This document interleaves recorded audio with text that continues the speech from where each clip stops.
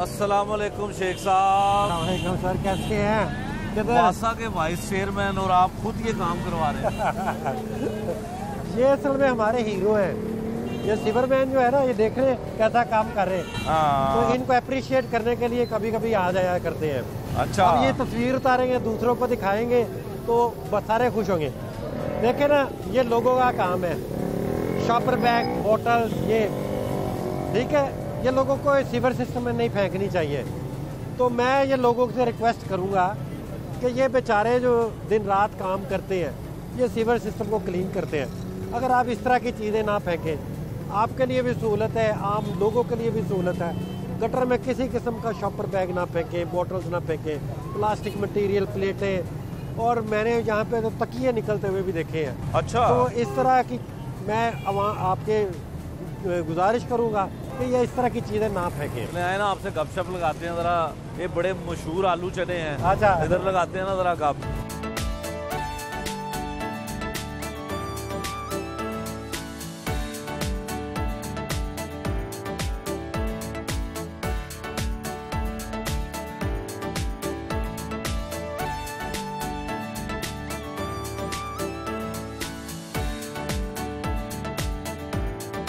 शेख साहब, ये बड़े लाहौर के मशहूर आलू चने और बड़ा मशहूर इलाका है जहाँ पे किसी दौर में साबिक वज़ीर आला पंजाब शहबाज शरीफ साहब लंबे बूट पहन के आया करते थे। ये खाने पीने के हवाले से सबसे मशहूर चौक है। और जहाँ पे हम खड़े हैं, ये बिल्कुल प्याला है, और ये वो चौक है जहाँ पे जैसे आपने कहा कि शहबाज शरीफ साहब यहाँ पे आके बूटों के साथ तस्वीरें उतार के लोगों की हमदर्दियाँ हासिल करते थे। अब हम यहाँ पे जब भी आते हैं, पीछे हम आए हैं तो लोगों ने हमें बैठा के कढ़ाई खिलाई, आज हमें ये दही बल्ले खिला रहे हैं। तो मेरा ख्याल है कि मेहनत अगर आप करें, हमने यहाँ से पानी ख़त्म कर दिया है, क्योंकि पहले की तरह नहीं कि 2-2, 3-3 दिन ये लोग बेचारे डूबे रहते थे। अब 2 या 2.5 घंटे में यहाँ से पानी निकल जाता है। लेकिन शेख साहब, शहबाज शरीफ साहब के दौर में ही यहाँ से पानी जल्दी कम होना शुरू हुआ था जब बारिश आती थी। अगर पानी कम होना शुरू हुआ था तो बूटों के साथ उनकी तस्वीरें आपको नज़र ना आती। हमारी या हमारे वज़ीर आला साहब की आपको कभी बूटों के साथ तस्वीर नज़र आई है? गाड़ी में आए हैं वो यहाँ पे, वो गाड़ी में आए हैं, लेकिन उनके आने से पहले पानी ख़त्म हो चुका हुआ था।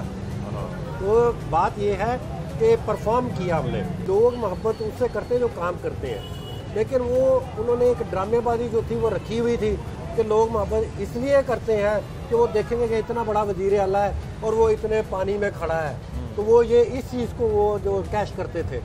हमने यहाँ पे आके उसको बदला है। शेख साहब, अभी भी लाहौर में कुछ ऐसे इलाके हैं जहाँ पे सीवरेज का पानी गलियों में खड़ा होता है। आप कुछ पसमानदा इलाके लाहौर शहर के ही हैं जहाँ पे पानी अभी भी खड़ा होता है। उसकी वजह क्या है कि वहाँ पे निकासी का निज़ाम क्यों बेहतर नहीं हो सकता? देखिए, हमने जो बेहतरी लाई है ना, हमने सबसे पहले मेन रोड पे बेहतरी लेके आए हैं।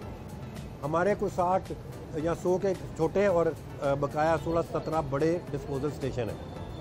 हमने बड़ों पे पहले फोकस किया है, उनका पावर जनरेशन बेहतर बनाई है। बाई लाइट चली जाए तो उनके अल्टरनेट हमने जो है जनरेटर वगैरह का इंतज़ाम किया है। अब ये लाहौर की मेजर सड़कों से मसले ख़त्म हो गए हैं। अब आपकी बात बिल्कुल ठीक है कि माइनर रोड पे पानी रहता है। आप इंशाल्लाह हमारा जो अगले मानसून में अब जो माइनर हमारे डिस्पोजल स्टेशन है उनको भी बेहतरीन कर देंगे ना, तो फिर आपको गलियों में पानी नज़र नहीं आएगा। और इम्तियाज़ साहब, एक और भी लोगों को शिकायत है कि जहाँ पे वासा पानी पीने का सप्लाई कर रहा है, वहाँ पे सीवरेज का पानी जो है वो भी मिक्सअप होके आता है। ये कंप्लेन आप तक हैं? जी बिल्कुल, मेरे नॉलेज में। और मैंने ये आपको बताया था कि इलीगल कनेक्शन जो होते हैं, जिनमें प्रॉपर प्रोटोकॉल फॉलो नहीं किया जाता, वो वहाँ से पानी होता है। एक तो आपने भी देखा कि सीवरेज बंद होने की वजह जो है शॉपर बैग, प्लेटें, इस तरह की चीज़ें हैं। ठीक है, अब ये बंद होगा, ये ऊपर आ जाएगा। जो पानी की लाइनें वो ऊपर होती हैं, सीवरेज की लाइन जो है नीचे होती है। वो पानी ऊपर आता है और जहाँ जहाँ से हमारी वो पंचर की होती है उन्होंने इलीगल कनेक्शन लगाने के लिए, वहाँ से गटर का पानी बंद जाना शुरू हो जाता है। इसको हम इंशाल्लाह वन से इसके लिए कानून जो बेहतरीन बन जाए तो फिर आप देखेंगे कि ये जो इलीगल कनेक्शन है ये बंद हो जाएंगे। अच्छा, पिछले दौरे हुकूमत में एक बात पे उस वक्त के वज़ीर आला पंजाब जो थे वो नोटिस लेते थे कि मेन होल खुला हुआ है, उसमें बच्चा गिरा और उसकी जान चली गई। अब ये वाक़यात हैं ज़रूर लेकिन बहुत कम है। ये क्रेडिट आपको जाता है या देखिए वज़ीर आला साहब का जो थे वो एक गटर का ढक्कन लगाने में भी अपना एक कमाल शो करते थे। हमारे ये चैलेंज है, हमारी 1334 हेल्पलाइन है, अगर गटर का ढक्कन आप खुला देखें 1334 पे कंप्लेन करा दें, ठीक है। अगर विद इन एन आवर वो गटर जो है वो उसका ढक्कन ना लगे तो हम उस एसडीओ को सस्पेंड कर देंगे, क्योंकि ये बहुत ख़तरनाक चीज़ है। वो इंतज़ार करते थे कि कोई बच्चा गिरे, वो अल्लाह करे बच जाए, तो वो फिर गालियाँ निकाली और वहाँ ढक्कन लगा, वज़ीर आला साहब के हुक्म पे जी वो लग गया। हमारे वज़ीर आला साहब ने एक सिस्टम डेवलप कर दिया है, अब कहीं आपको इस तरह का नज़र नहीं आएगा। तो इंस्ट्रक्शन ये है कि जब आपको ये कॉल आए 1334 उसी वक्त जो है वो आपने एड्रेस करना है और उसको बंद करना है। और अल्लाह ताला का मैं शुक्र अदा करता हूँ कि पिछले 3 साल में वासा के एरिया में इस तरह का वाक़या नहीं हुआ।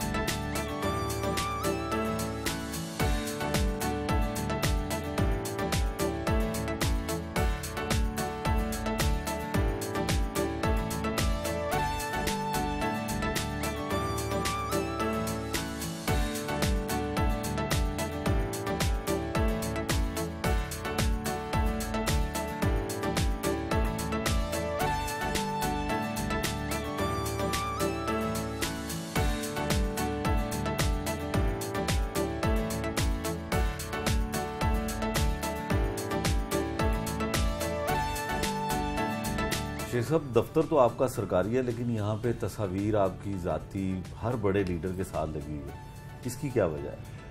देखिए, एक ये याद दहानी होती है, एक स्ट्रगल की एक दास्तान है। दफ्तर सरकारी ज़रूर है लेकिन ये असल में पॉलिटिकल दफ्तर है, और मेरा जो एक ओहदा है वो एक ब्रिज है between the public and the administration. तो आप इसको सरकारी भी कह सकते हैं और इसको सियासी भी कह सकते हैं।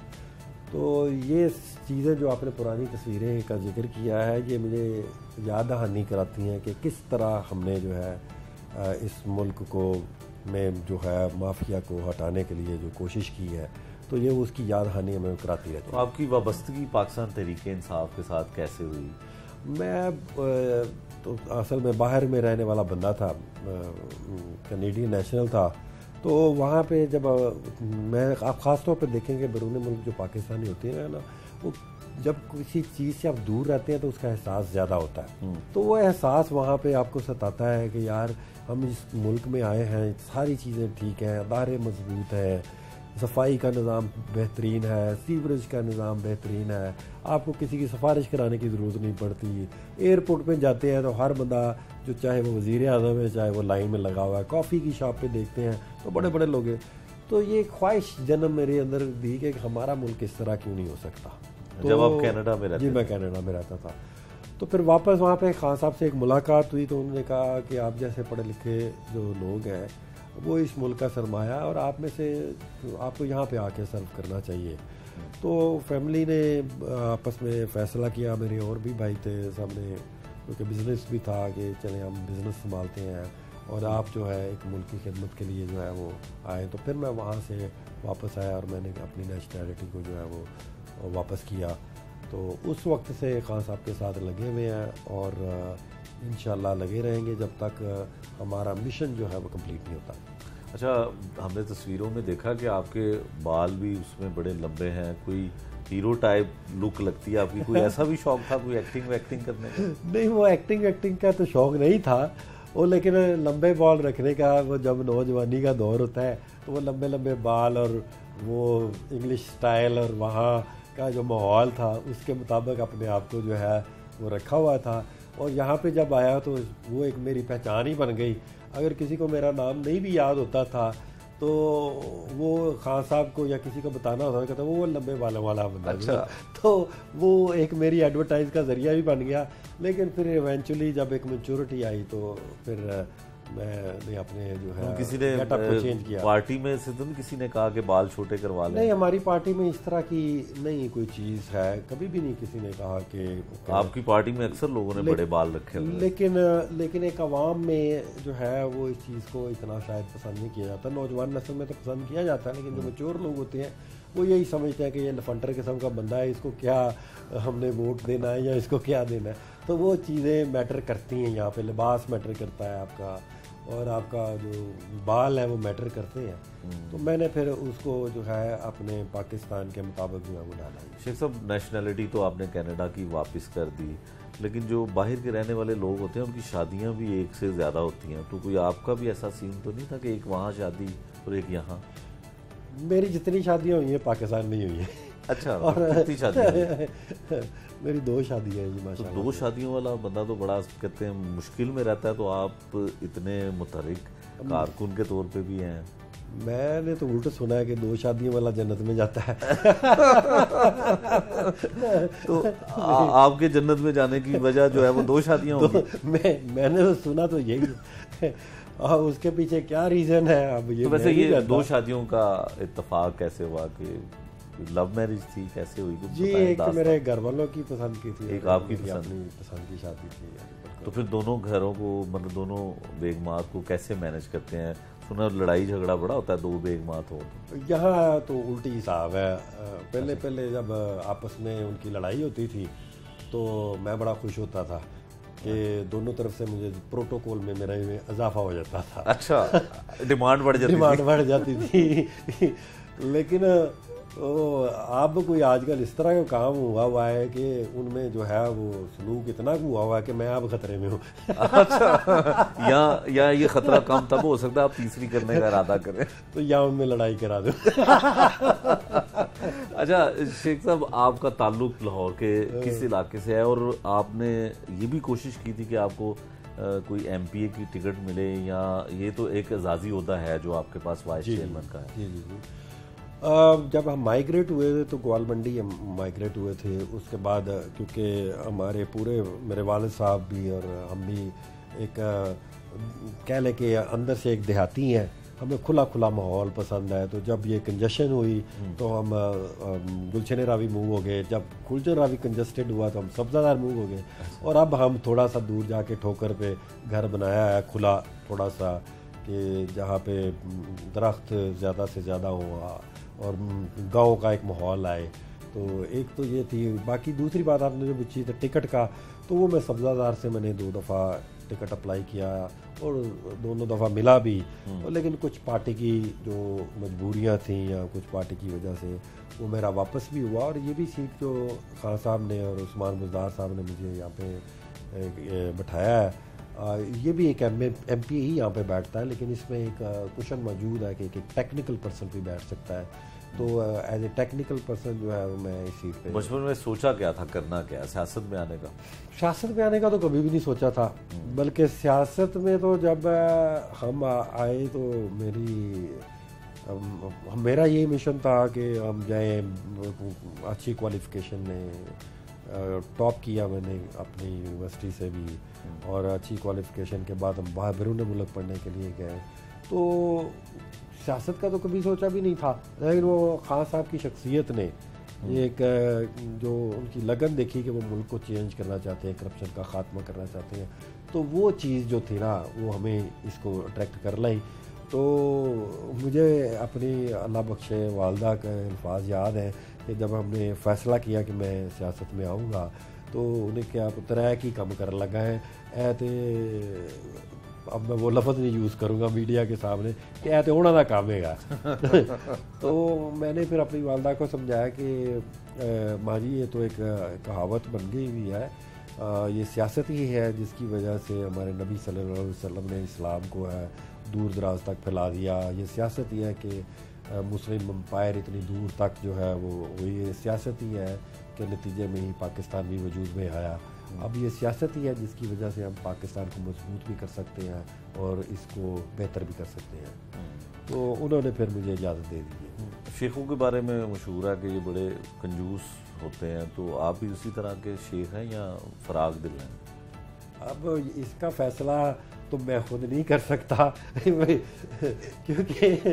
क्योंकि मुझे कोई छेड़ता है इस मामले में तो मुझे दुख नहीं होता, मुझे खुशी होती है बस। इसका जवाब यही है। तो कोई शेखों का लतीफ़ा ही सुना दें। अच्छा वो एक मक्खी है वो नहीं वो है पंजाबी में सुना देता हूँ कि वो एक शेख होता है, एक बंदा को गंडेरियाँ चूस चूस के वो छिलके फेंक रहा होता है, तो पीछे एक बंदा जो है वो शेख उसको चूस रहा होता, तो वो कहता है कि यार तेन शर्म नहीं आती कि तू है की काम कर रहा है? तो कहना तेनू शर्म नहीं आती, तू एक जरा जिन्ना भी ये रस नहीं छड़ रहा।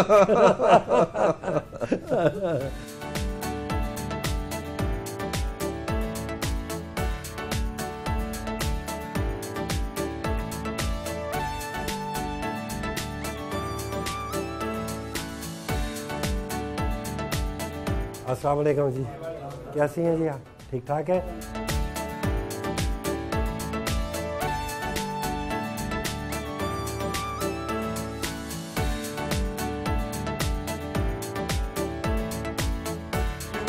अच्छा जी, लोगों को तो जो मानसून का सीज़न होता है उसमें सिर्फ पानी खड़ा हुआ है और पानी निकल गया ये पता होता है ना, लेकिन उसके पीछे जो एक ये कंट्रोल रूम है उसकी मेहनत होती है। हमारा जो दिन है जब मानसून के दौरान ये हमारा रेडार के साथ जो है वो अटैच्ड है। यहाँ से हमें पता चलता है कि जी बारिश लाहौर में आने वाली है, किस टाइम आएगी, और हमारा ये भी पता चलता है कि कौन सी सड़क पे कितना पानी खड़ा होगा। नहीं, वो आगे आके आपको बताते हैं। अच्छा। अब बारिश जब होती है तो पॉन्डिंग हो जाती है। जाहिर है कि हमारा सिस्टम जो है वो 25 मिलीमीटर जो सीवरेज सिस्टम के लिए बना हुआ है। ठीक है। लेकिन जब सीवरेज सिस्टम के साथ साथ जब अल्लाह ताला की तरफ से बारानी रहमत भी हो जाती है तो वो जाहिर है कि वो सिस्टम फिर पानी नहीं दे पा रहा, तो हमें यहाँ पे पॉन्डिंग की रिपोर्ट आ जाती है कि कहाँ कहाँ कितनी कितनी पॉन्डिंग है।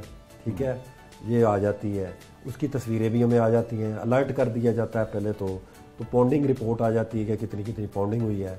फिर इसमें हमारे पास जो डिस्पोजल स्टेशन है जो पंपिंग करके पानी को निकाल रहे होते हैं उनकी सारी चीज़ें जो हैं हमारे पास आ जाती हैं कि कहाँ कहाँ फीडर ट्रिप हो गया है, कोई जनरेटर पे चल रहा है, कोई ये।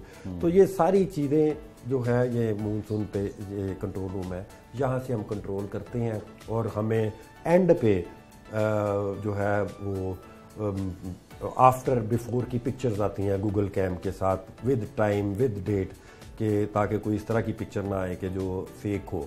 ये आप जैसे देख रहे हैं कि ये बिफोर आफ्टर की सारी पिक्चर हमें ये क्लियर हो गया, ये पानी खड़ा था ये क्लियर हो गया है और इसके साथ टाइम लिखा है सारा कुछ। तो ये सारी चीज़ें जो है वो इस कंट्रोल रूम से मॉनिटर होती है। एक तरफ हमारा मानसून कंट्रोल रूम का अमला है और साथ ही हमारा अमला यहाँ ही से ही कंप्लेंट सेंटर को भी मैनेज करता है। हम 1334 पे जब कॉल करते हैं या हमारी नई जो आई है एप्लीकेशन एंड्रॉयड आई है वासा CMS के नाम से, तो जब आप देते हैं कंप्लेन कराता है कोई भी कंज्यूमर तो वो समझ लें कि एक टिकट नंबर उसके फ़ोन पे चला जाता है और फिर ये हमारे पास सारा डेटा आता है कि ये कंप्लेंट्स हैं कितनी आई हैं, कितनी रिजॉल्व हो गई हैं, कितनी इन प्रोग्रेस है, कोई होती हैं जिनको टाइम दरकार होता है या एरिया हमारे से बाहर होती हैं वो लोग आ जाती हैं वो, और ये रेड में एस्केलेटेड आ जाती हैं कि ये कंप्लेन, तो फिर इस पे हमारा फोकस होता है कि ये एस्केलेटेड कंप्लेन यहाँ से कॉलेज आती हैं कि ये क्यों अभी तक जो है वो पेंडिंग है।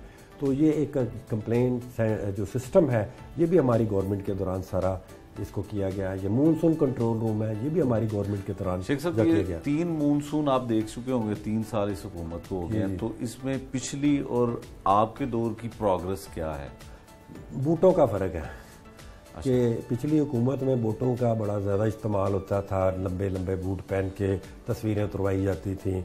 तो हमारे दौर में जो है हम सूट बूट पहन के वहाँ पे खड़े होते हैं। लेकिन आपके दौर में बुज़दार साहब ने एक बहुत अच्छा काम किया कि लोगों को पानी से निकाल के, खासकर ख़वातीन को, वो लेके जाते रहे अपनी जाति का। बुज़दार साहब माशाल्लाह बहुत अच्छे इंसान हैं, नेक इंसान है, और उन्होंने जब ख़वातीन को देखा तो उन्होंने किया, लेकिन वो पानी हमें वो जल्दी जो है हमने निकाल भी दिया वहाँ से। और अक्सर जगह से अब क्योंकि मानसून की प्रेपरेशन जो है मार्च से शुरू हो जाती है, तो वो आप ये समझ लें कि वो जब मार्च से जब चीज़ शुरू होती है, उसमें सीवरेज सिस्टम को क्लीन करना, डिस्पोजल स्टेशन जो हमारे हैं उनको ओवरऑल करना, उसकी मशीनरी को टेस्ट करना, जनरेटर सिस्टम को चेक करना, और उसके बाद हमारे जो नाले हैं, जो गंदे नाले जिनको कहते हैं, उनकी सफाई करना प्रॉपर। ये सारा सिस्टम जो है अगर आप बेहतरीन तरीके से कर लें तो पानी खड़ा ज़रूर होता है लेकिन वक्त के साथ निकल जाता है। तो हमारा जो इस वक्त एवरेज टाइम रहा है 2 से 2.5 घंटे में हर जगह से पानी जो हमें निकल। और ये पानी खड़ा होना कब ख़त्म हो सकता है? पानी खड़ा होना ख़त्म कभी भी नहीं हो सकता, क्योंकि हमारा मुकाबला अल्लाह ताला अगर जिस आप 1000 की कैपेसिटी पे भी डिज़ाइन कर लें तो जो ऊपर वाली ज़ात है वो 2000 मिलीमीटर बारिश कर दे तो क्या होगा। आप न्यूयॉर्क देख लें, आप उधर देख लें, जापान देख लें, उन्होंने इतने बेहतरीन सिस्टम लगाए हुए हैं, लेकिन जब अल्लाह ताला की ज़ात से मुकाबला कोई भी नहीं कर सकता। हम अंडरग्राउंड वाटर स्टोरेज टैंक्स बना रहे हैं जिसकी वजह से पानी वो उसमें चला जाता है, ठीक है। अब फॉर एग्जांपल अगर वो इतनी बारिश हो जाए कि वो स्टोरेज टैंक से भी ऊपर हो जाए तो पानी तो खड़ा होगा, लेकिन हमारे पास अल्टरनेट तरीके जो है वो मौजूद है।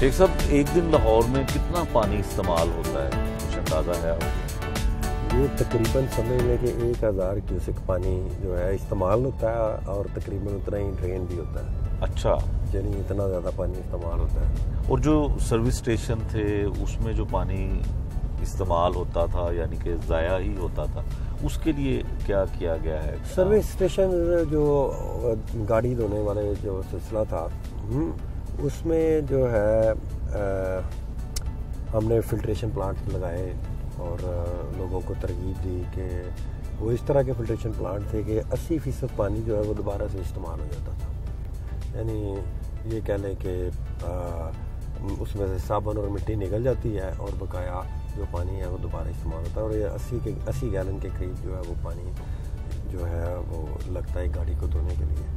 तो हमारी गवर्नमेंट आई तो उन्होंने जो है बहुत ज़्यादा जो कंजर्वेशन पे काम किया, उसमें से एक ये भी था। और इसमें जो हमारे जुडिशल वाटर कमीशन है उनका बहुत अहम किरदार है कि उन्होंने भी इसमें बड़ा एक अहम रोल अदा किया। हमने जो इम्प्लीमेंटेशन की हद तक तमाम के तमाम जो है जो विजिबल जहाँ पे रश होता था वो हमने सारे फिल्ट्रेशन प्लांट पे लगा दिए हैं। अभी आज मुझे पता चला है कि शायद अभी थोड़े से कोई ख़राब हुए हैं तो हम इसको रीचेक भी कर रहे हैं। इसके अलावा वजू वाटर को हमने रीयूज़ करने का मंसूबा जो है वो भी बनाया। तो ये काफ़ी ज़्यादा चीज़ें हैं जो हमारी गवर्नमेंट ने यहाँ पे आके कंजर्वेशन पे काम किया, जिसकी वजह से मैंने आपको बताया कि एक्वाफायर के जो वो अच्छा एक इम्पैक्ट आया है कि वो सस्टेन हो गया, बल्कि अब वापस ऊपर आना शुरू हो गया। शेख साहब, आप जिस महकमे के वाइस चेयरमैन हैं यानी कि वासा, जब ये महकमा बना उस वक्त लाहौर की आबादी बड़ी थोड़ी सी थी, इतने ज़्यादा आबादी पर मुहित नहीं था लाहौर शहर, तो इसका जो अब आबादी देखी जाए तो बहुत ज़्यादा हो चुकी हुई है। तो अब इसके लिए आपकी हुकूमत, ख़ासकर पाकिस्तान तहरीक-ए-इंसाफ, और इसको आप वाइस चेयरमैन के तौर पर भी वासा को देख रहे हैं, तो इसके लिए क्या इकदाम किए जा रहे हैं या किए जा चुके हैं? हाँ, देखिए, लाहौर तो उस वक्त शुरू हुआ जब माशकी जो है वो पानी घरों में सप्लाई करता था। वो दौर भी आप हमारी अगर डॉक्यूमेंट्री देखें वासा की, तो वो दौर भी एक था जब लेकिन मैं ये समझता हूँ कि जिस तरह अब 5000 किलोमीटर लाइनें बिछी हुई हैं, सीवरेज लाइन, और 5000 किलोमीटर पे जो है वो वाटर सप्लाई लाइन बिछी हुई है। हमने इसको कंट्रोल करने के लिए अपना मास्टर प्लान जो है वो इसी गवर्नमेंट के दौरान under the leadership of Usman Buzdar वो बना लिया है, और उस पर जो है आहिस्ता आहिस्ता अमल दरामद जो है वो होना शुरू हो गया है, ताकि आने वाली 50 साल में हमारा वाटर एंड सीवरेज सिस्टम जो है वो बेहतर बन सके।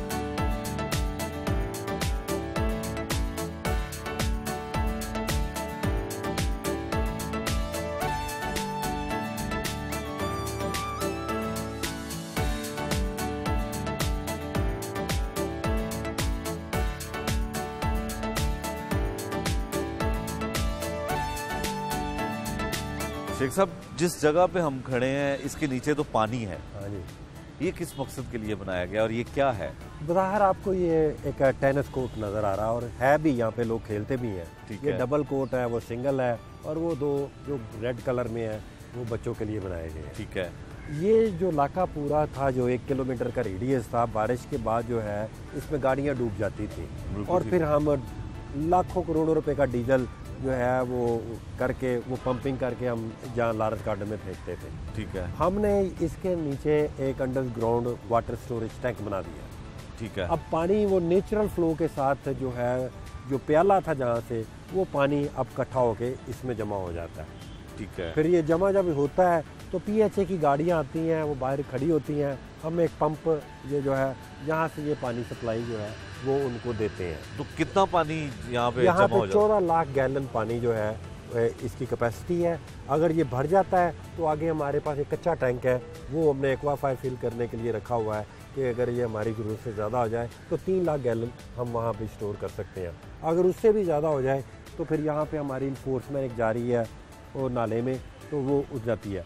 लेकिन ये जो पूरा इलाका था, चिड़ियाघर है, CIA है, बोर्ड ऑफ इंटरमीडिएट है, यहाँ पे ये मफलूज हो जाता पानी के बाद। लेकिन अब यहाँ पे एक कतरा पानी नहीं खड़ा होता, और जो हम डीजल खर्च करते थे, पोल्यूशन, मेरा ख्याल है कि आज तक हिसाब लगाएं आप, ये 15 करोड़ की लागत से ये मंसूबा जो है वो हुआ है।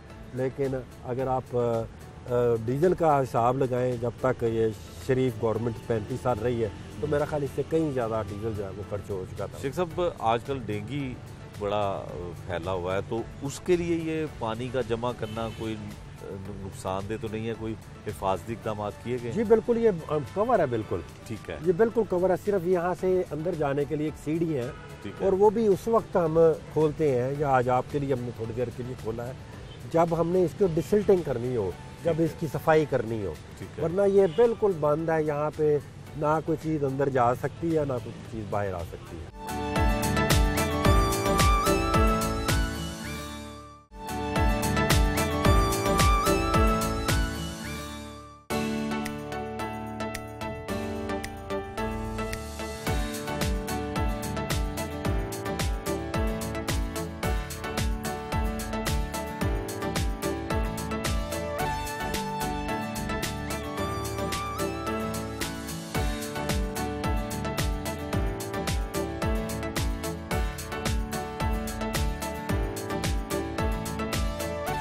अस्सलामुअलैकुम, क्या हाल है?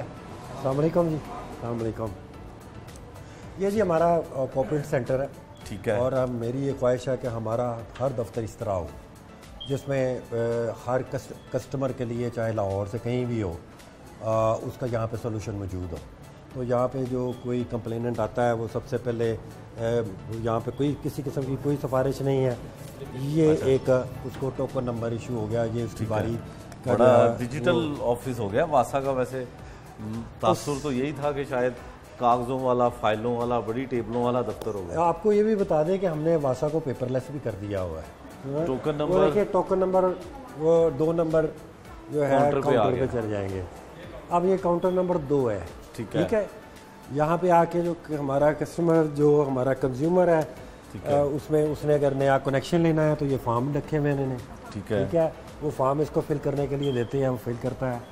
अगर उसके सीवरेज का मसला है तो वो यहाँ पे एंटर कर दिया जाता है। ठीक है। अगर इनका कोई साफ़ पानी का मसला है वो कर दिया जाता है। अगर कोई ढक्कन, जिस तरह आपने उस वक्त क्वेश्चन किया था, उसका मसला है तो कर दिया गया। अब इन्होंने एज सून एज एंट्री करनी है तो इसका एक SMS जनरेट हो जाना है जो कंज्यूमर को भी चला जाना है, जो कंप्लेन करने आया उसको एक टिकट नंबर हम कहते हैं। और यही एक जो है हमारे जो कंसर्न जो डिपार्टमेंट जिसका भी वो कंप्लेन होगी ये उसको चले जाएगा। ये बिल्ट इन है इसमें, यानी 1 सेकंड से ज़्यादा इनकी जो एंटर होने के बाद 1 सेकंड से ज़्यादा नहीं लगेगा। तो फिर उसको सॉल्व करना उसके लिए ज़रूरी हो जाता है। वो आपने उधर देखा है, वो डैशबोर्ड मेरे कमरे में भी लगा हुआ है। बिल्कुल। वो हर एक का हमने टाइमिंग रखी हुई है कि कनेक्शन अगर नया है तो इतना टाइम होगा, अगर सीवरेज का मसला है तो इतना टाइम होगा, अगर पानी कंटेमिनेशन है तो वहाँ पे हमारी लैब जाती है, मोबाइल लैब हमने शुरू कर दी हुई है। ठीक है। और एक बहुत बड़ी जो हमारी गवर्नमेंट की कामयाबी है कि हम पाकिस्तान की पहली वाटर जो ISO सर्टिफाइड है वो हमने बना ली हुई है। बिल्कुल। और उसके इनॉग्रेट भी हमने कर दिया हुआ है। और ये जो टेस्ट हम करवाते थे अपने ट्यूबवेल्स के बाहर से, उसका खर्चा एक बच रहा है और बाकी पूरे पाकिस्तान के लिए वो ओपन है कि पानी का किसी भी किस्म का कोई टेस्ट भी आपने करवाना हो आप हमारी लैब से यहाँ पे करवा सकते हैं। जो हमारे कंज्यूमर हैं उनके लिए फ्री ऑफ कॉस्ट है और जो हमारे कंज्यूमर नहीं हैं उनके लिए हम जो है वो चार्जेस करते हैं। और ये जो चीज़ें हैं ये बाहर यानी हमें दूसरे सिटी से भी आती हैं, कराची से, हर जगह से वो हमारे जो है आती हैं।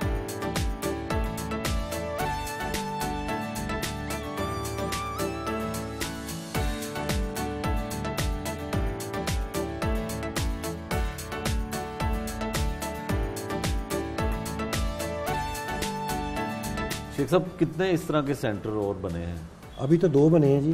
एक का इफ्तिताह जो है वो हमारे मिनिस्टर साहब ने कर दिया है और इसका भी इंशाल्लाह जल्द हम इफ्तिताह जो है वो किससे करवा रहे हैं? सीएम साहब से करवाएंगे इंशाल्लाह इसका इफ्तिताह जी। तो इसमें कोई लागत का अंदाज़ा है कि ये 1.5-2 करोड़ रुपए की लागत से ये बना है। तो मज़ीद भी बनाने का है? बिल्कुल जी। ये मेरी ख्वाहिश है कि हमारा हर दफ्तर इस तरह का दफ्तर हो। शेख साहब वाइस चेयरमैन की तनख्वाह कितनी होती है? जी vice chairman as a vice chairman मैं कोई तनख्वाह नहीं लेता। अच्छा। और ये मुल्क की खिदमत के लिए हम इसको कर रहे हैं और आप भी मेरे लिए दुआ कीजिएगा कि अभी तक हमारी बहुत ज़्यादा हमने कामयाबियाँ 3 साल में की हैं। बल्कि मैं आपको ये चैलेंज के साथ कह सकता हूँ कि पिछली गवर्नमेंट के आप 30 साल ले आए और हमारी गवर्नमेंट के वासा के हवाले से मैं बात कर रहा हूँ कि 3 साल हमारी गवर्नमेंट के ले आए। अगर हमारी इस 3 साल गवर्नमेंट में वाटर पे, सीवेज पे, वाटर सप्लाई पे, डिजिटलाइजेशन पे हमने GIS भी इंतज़ार करा दिया है। ठीक है। अगर हमारी गवर्नमेंट के 3 साल 29 साल से बारी ना हो तो मैं इस साल रिज़ाइन करने के लिए तैयार हूँ। शेख साहब पानी तो आपको वासा दे देता होगा लेकिन रोटी कपड़ा मकान तो चाहिए, फिर कारोबार क्या करते हैं? जी कारोबार तो ज़ाहिर है, मैंने आपको पहले ही बताया था कि हमारा क्योंकि फैमिली सेटअप है, एक जॉइंट फैमिली सेटअप है और उसमें एक डिस्ट्रीब्यूशन हो चुकी हुई है कि आप सियासत करें और हम ये बिज़नेस करें और फिर जो है हर एक की दाल रोटी जो है वो चलती रहती है। सियासतदानों से किन से दोस्ती हैं जो आपकी पार्टी के लोग? मेरी दोस्ती जो है सबसे ज़्यादा कह लें बल्कि हमारी स्ट्रगल की वजह से वो हमारी दोस्ती है। हमारे वज़ीर तलीम हैं डॉक्टर मुराद राज साहब हैं, उनसे मेरी बड़ी अच्छी दोस्ती है। अली इम्तियाज़ वड़ाइच हैं जो कह लें कि हमारे जनरल सेक्रेटरी हैं पंजाब रीजन के, उनसे बड़ी अच्छी दोस्ती है। यासिर गिलानी हैं जो इस वक्त PHA के चेयरमैन हैं, उनसे बड़ी अच्छी दोस्ती है। वाइस चेयरमैन है हाफिज़ शान साहब, उनसे बड़ी अच्छी दोस्ती है। मियाँ अकरम उस्मान साहब हैं जो लाहौर के जनरल सेक्रेटरी हैं, उनसे बड़ी दोस्ती है। लिस्ट तो पूरी है, अगर मैं किसी का नाम आपने आधे नाम दे दिए हैं बाकाया से मुझे चित्र ना पढ़वा दीजिएगा। दोस्ती मेरी सबके साथ है, लेकिन ये इनके साथ इसलिए मैं कह रहा हूँ कि हमने इकट्ठा ट्रैवल किया हुआ है। सबसे ज़्यादा इंस्पायर्ड जो हूँ मैं वज़ीर आज़म से साथ हूँ, उनके साथ मैंने बहुत ट्रैवल किया हुआ है। पंजाब में बहुत ट्रैवलिंग की हुई है और ट्रैवलिंग से ही मुझे उनकी एक सादगी जो थी वो आई। और वो जो आप कहते थे ना वो बाल और वो जी के कपड़े और ये सारी चीज़ें ब्रांडेड। मैंने भी जब अपने वज़ीर आज़म को देखा कि एक दफ़ा मैं उनके पीछे खड़ा था तो उनकी कॉलर जो थी वो फटी हुई थी और जो बैग उनका ट्रैवलिंग था वो मैंने फटा हुआ देखा, तो मैंने कहा कि ये फिर ये घड़ियाँ करोड़ों रुपए की, ये कपड़े करोड़ों रुपए के, हज़ारों रुपए के, ब्रांडेड के, ये नहीं मैटर करते। मैटर करते इंसान की ज़ात मैटर करती है। उस दिन से फिर आपने भी ब्रांड पहनना? मैंने भी उस वक्त से मैंने भी सादगी जो है वो अपनाई, क्योंकि मैंने देखा कि एक बंदा जब कहीं एंटर होता है तो ऐसा करिश्मा है उनका कि मैं एयरपोर्ट उनके साथ एंटर हुआ तो दुनिया उनकी तरफ आ रही है। ठीक है, कहीं भी जा रहे हैं गाड़ी के गिर्द लोग सिर्फ उनसे हाथ मिलाने के लिए, चाहे उन्होंने कपड़े जिस तरह के मर्जी पहने, जूती जिस तरह की मर्जी, सादा सी जूती पहनी होती है, सादा से कपड़े पहने होते हैं, जिस तरह के मर्जी उन्हें पहना, लोग इंस्पायर्ड हो के इस तरह है कि उनके साथ मिलने के लिए, उनका से बात करने के लिए वो जो है उनकी ख्वाहिश होती है। तो फिर मैं ये समझा कि इज़्ज़त जो है ना तो कपड़ों में है ना रोटी अच्छी खाने में है, इज़्ज़त जो है वो अल्लाह ताला ने आपको आपके करैक्टर की वजह से देनी है।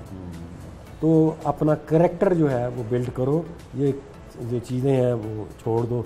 तो मैंने भी उस वक्त से जो है वो सादा ज़िंदगी जो है। तो शेख साहब, उस्मान बुज़दार साहब से आपकी मुलाकात पहली दफ़ा कब हुई? उनको कितना सादा पाया आप?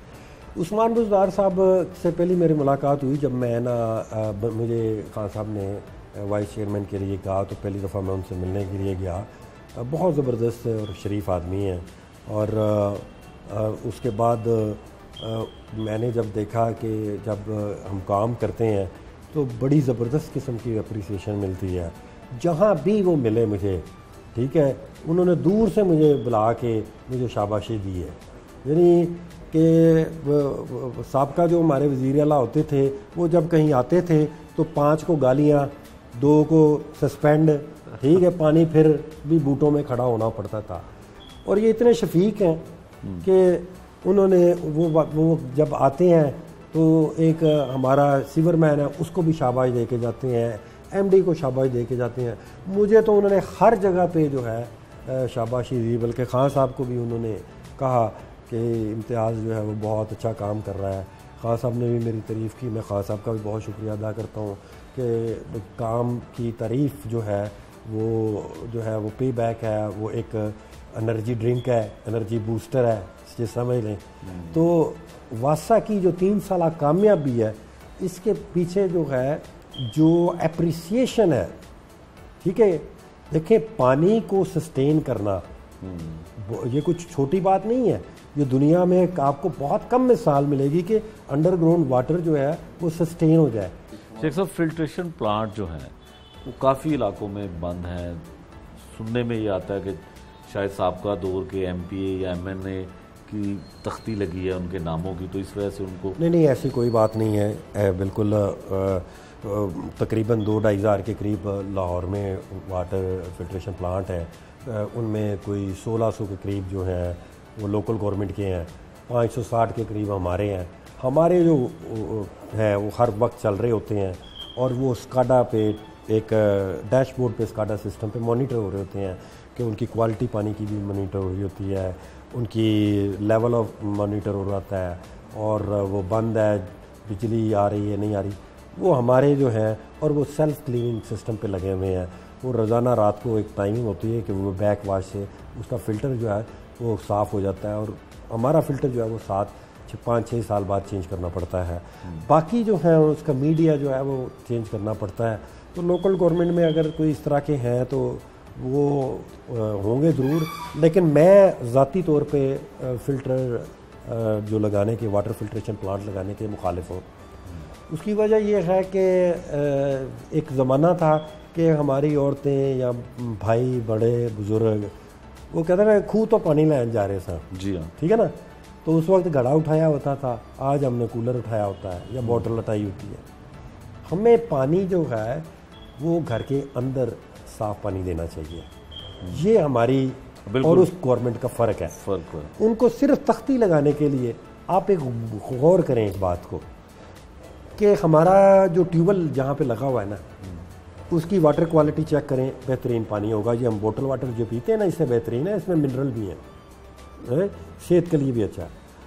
और उसी के साथ ही आपने फिल्ट्रेशन प्लांट लगा दिया सिर्फ तख्ती के लिए। हालांकि मैंने आपको उधर बताया था कि कंटेमिनेशन जब पानी ट्रैवल करता है, इलीगल कनेक्शन होते हैं, तो वो अगर फिल्ट्रेशन प्लांट लगाना ही है, अगर हम इलीगल कनेक्शन ख़त्म नहीं कर सकते तो फिर हमें अपने ट्यूबवेल से बहुत जाके आगे लगाना चाहिए था। मैं यहाँ पे आके मैंने जो इंतज़ामिया से क्वेश्चन पूछा कि भैया आप क्लेम कर रहे हो, आपकी रिपोर्ट बता रही है कि पानी ट्यूबवेल का बेहतरीन है, तो अपने ये साथ फिल्ट्रेशन प्लांट क्यों लगा दिया? ठीक है, तो उन्होंने कहा जी ये सारे सियासी बेस पे लगेंगे। ठीक है शेख साहब, आपने वासा के लिए इतना काम किया, जितना आपने बताया भी, हमने देखा भी, क्या एक्सपेक्टेशन है नेक्स्ट गवर्नमेंट में कि खान साहब आपके लिए क्या करेंगे? देखिए, मैंने ना तो ये काम खान साहब के लिए किया और ना मैंने किसी शख्सियत के लिए किया। ये मैंने अल्लाह ताला की ज़ात के लिए किया है और अल्लाह ताला की ज़ात के बाद मैंने अपने मुल्क के लिए किया और अंडर दी गाइडेंस ऑफ वज़ीर आज़म और वज़ीर आला किया। तो मैं ये समझता हूँ कि जो ड्यूटीज़ हैं वो अल्लाह ताला ही तय करता है कि मेरी अगली ड्यूटी क्या है।